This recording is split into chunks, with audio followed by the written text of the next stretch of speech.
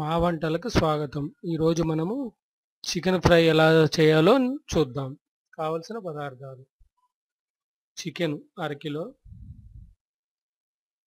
Oil 3 table స్పూన్లు, ఉల్లిపాయలు 1 cup, పచ్చిమిర్చి 5, అల్లం వెల్లుల్లి ముద్ద 2 టీ స్పూన్లు, కారం 3 టీ స్పూన్లు, పసుపు 1 టీ స్పూన్, ధనియాల పొడి 1 టీ స్పూన్, కొత్తిమీర 1 కట్ట, చికెన్ మసాలా 1 టేబుల్ స్పూన్. ఎలా తయారు చేయాలో చూద్దాం. ముందుగా బాండీ పెట్టుకొని బాండీలో 3 టేబుల్ స్పూన్ల ఆయిల్ వేసుకొని ఆయిల్ హీట్ అయిన తర్వాత ముందుగా సిద్ధం చేసుకున్న చికెన్ ముక్కలను అందులో వేసుకొని ముందు వేగనీయాలి. అంటే చికెన్లో ఉన్న తడి అంతా పోయేంత వరకు బాగా వేగనీయాలి. చికెన్ ముక్కలు వేసిన తర్వాత అటు ఇటు ఇందులో చూపించిన విధంగా కలుపుకోవాలి.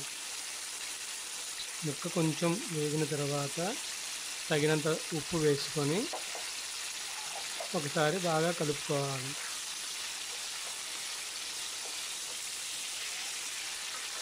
అందులో ఉన్న వాటర్ అంతా దిగేదాకా కలుపుకోవాలి. తర్వాత మూత పెట్టి 5 నిమిషాలు మగ్గనియాలి. 5 నిమిషాల తర్వాత ఒకసారి కలుపుకొని ముందుగా సిద్ధం చేసుకున్న ఉల్లిపాయ ముక్కల్ని, పచ్చిమిర్చిని అందులో వేసుకొని కలుపుకోవాలి.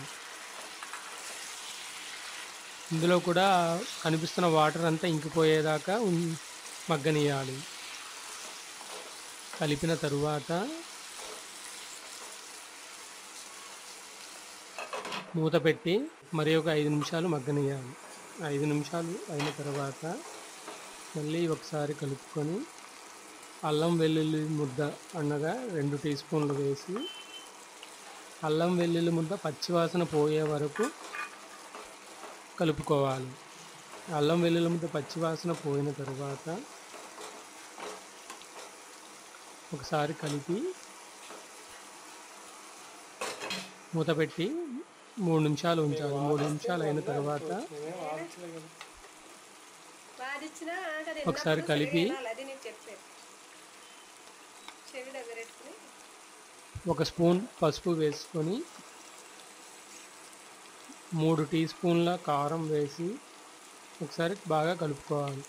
స్పైసీగా కావాలనుకుంటే ఇంకొక 2 స్పూన్లు కారం కూడా వేసుకోవచ్చు. కారం తక్కువగా తినేవాళ్ళు తక్కువ వేసుకోండి.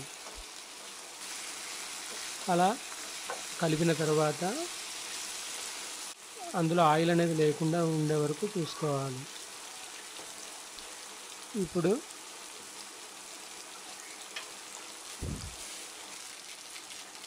కొంచెం ధనియాల పొడిని వేసుకొని ఒకసారి కలుపుకోవాలి.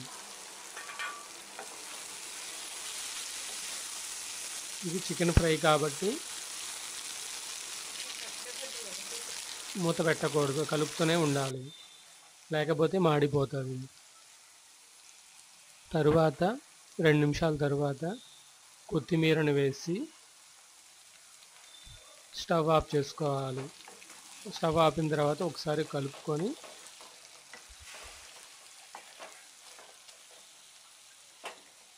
స్టవ్ ఆఫ్ చేయాలి.